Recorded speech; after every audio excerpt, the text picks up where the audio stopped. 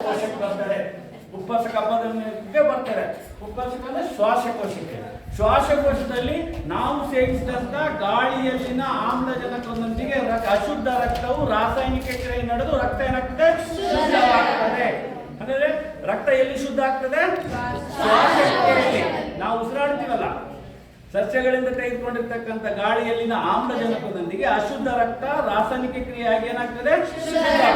ಹೀಗೆ ಈ ಶ್ವಾಸಕೋಶದಲ್ಲಿ ಶುದ್ಧವಾದಂತ ಅಶುದ್ಧ ರಕ್ತವು ಶುದ್ಧವಾಗಿ ಹೃದಯದ ಎಡ ಹೃತ್ಕರ್ಣಕ್ಕೆ ಅಭಿಧಮನಿಗಳ ಮೂಲಕ ಎಡ ಹೃತ್ಕರ್ಣಕ್ಕೆ ಬಂದು ತಲುಪ್ತದೆ.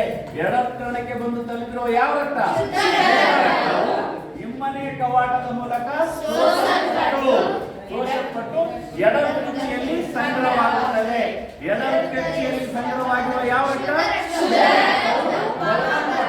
ಪಂಪು ಕ್ರಿಯೆ ನಡೆದು ಒತ್ತಲ್ಪಟ್ಟು ಹೀಗೆ ದೇಹದ ಎಲ್ಲಾ ಭಾಗದಿಂದ ಹೊರಟಿರುವ ರಕ್ತವು ಹೃದಯದಲ್ಲಿ ಚಲಿಸಲ್ಪಟ್ಟು ಮತ್ತೆ ದೇಹದ ಎಲ್ಲ ಭಾಗ. ಹೀಗೆ ರಕ್ತವು ಹೃದಯದಲ್ಲಿ 2 ಬಾರಿ ಹಾದು ಹೋಗುವ ಕ್ರಿಯೆಯನ್ನು ಚಲನೆ ಎಂದು ಕರೆಯುತ್ತಾರೆ. ಯಾರಾದ್ರೂ ಒಬ್ಬರು ಹೇಳ್ತೀರಾ? ಕಮಾನ್. ಇಲ್ಲಿ ದೇಹದ ವಿವಿಧ ಭಾಗದಿಂದ ಹೊರಟಿರುವ ಅಶುದ್ಧ ರಕ್ತವನ್ನು ಚಾಲು ಮಾಡಿ ಬಂದಿರುತ್ತದೆ.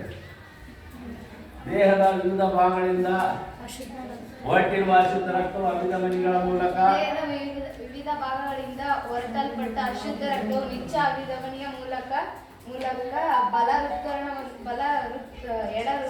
ಬಲವೃತ್ತಕ್ಕೆ ಬಂದು ಸೇರುತ್ತದೆ.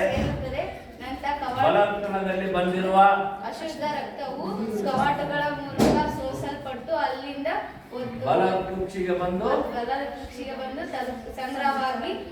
ಸಂಗ್ರಹವಾಗಿರುವ ಅಶುದ್ಧ ರಕ್ತವು ಒತ್ತಲ್ಪಟ್ಟು ಉಪ್ಪಸಕ ಅಭಿಧಮನಿಗಳ ಮೂಲಕ ಶ್ವಾಸಕೋಶವನ್ನು ಬಂದು ತಲುಪಿದ ಅಶುದ್ಧ ರಕ್ತವು ವಾತಾವರಣದಲ್ಲಿ ರಾಸಾಯನಿಕ ಕ್ರಿಯೆ ನಡೆದು ಶ್ವಾಸಕೋಶದಿಂದ ಬಂದಿರುವ ಗಾಳಿಯಲ್ಲಿನ ಆಮ್ಲಜನಕವು ರಾಸಾಯನಿಕ ಕ್ರಿಯೆಗೆ ಒಳಪಟ್ಟು ಅಶುದ್ಧ ರಕ್ತವು ಶುದ್ಧ ರಕ್ತವಾಗಿ ಪರಿವರ್ತನೆಯಾಗಿ ಎಡ ಅಭಿಧಮನಿಗಳ ಮೂಲಕ ಎಡಕ್ಕೆ ಬಂದು ತಲುಪಿ ಶುದ್ಧ ರಕ್ತವು ಅಲ್ಲಿಂದ ಕವಾಟಗಳ ಮೂಲಕ ಸೋಸಲ್ಪಟ್ಟು ಎಡ ಕಕ್ಷೆಯಲ್ಲಿ ಸಂಗ್ರಹವಾಗಿ ಒತ್ತಲ್ಪಟ್ಟು ಮಹಾಪಧಮನಿಗಳ ಮೂಲಕ ದೇಹದ ಎಲ್ಲ ಭಾಗಗಳನ್ನು ತಲುಪುತ್ತದೆ. ದೇಹವನ್ನು ಹೃದಯವು 2 ಬಾರಿ ಹೃದಯದಲ್ಲಿ ರಕ್ತವು ಹೃದಯದಲ್ಲಿ ರಕ್ತವು 2 ಬಾರಿ ಹಾದು ಹೋಗುವುದರಿಂದ ಇಮ್ಮಡಿ ರಕ್ತ ಪರಿಚಲನೆ ಎಂದು ಕರೆಯುತ್ತಾರೆ. ಓಕೆ, ಸಿಂಪಲ್ ಇದೆ ನೋಡ್ರಿ. ಹೃತ್ಕರ್ಣಗಳು ಈ ಕಡೆಯಿಂದ ಬಲದಲ್ಲಿ ಎಲ್ಲ ಎಡ. ಇದು ಉಪ್ಪಸಕ ಅಪಧಮನಿಯ ಮೂಲಕ ಎಲ್ಲಿ ಸ್ವಲ್ಪ ಆಗ್ತದೆ? ಶ್ವಾಸಕ್ರಿಯೆಯಲ್ಲಿ. ಶ್ವಾಸಕಾಂಗದಲ್ಲಿ ಶ್ವಾಸಕ್ರಿಯೆ ಮಾಡಿ ಶ್ವಾಸಕ್ರಿಯೆಯಲ್ಲಿ ನಾವು ಯಾವ ಉಸಿರಲ್ಲಿ ಏನು ಅಲ್ಲಿ ಯಾವ ರಾಸಾಯನಿಕ ಸಿಂಪಲ್ ಆಗಿ ಅಲ್ಲಿ ಏನೇನು ರಾಸಾಯನಿಕ ಅವಶ್ಯಕತೆ ಇಲ್ಲ. ಸಿಂಪಲ್ ರಾಸಾಯನಿಕ ಸಾಕು. ನಡೆದು ರಕ್ತ ಅಶುದ್ಧ ರಕ್ತ ಶುದ್ಧಾಗಿ ಮತ್ತೆ ಎಡಕ್ಕೆ ಬರ್ತದೆ.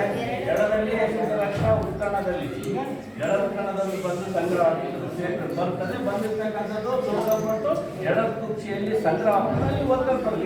ಯಾವ ಒತ್ತಲ್ಪಡ್ತದೆ? ಅದಕ್ಕೆ ಚಲನೆ ಎಂದು ಕರೆಯುತ್ತಾರೆ. ಈಗ ಟೈಮ್ ಬಹಳಷ್ಟು ಆಗಿರೋದಿಲ್ಲ.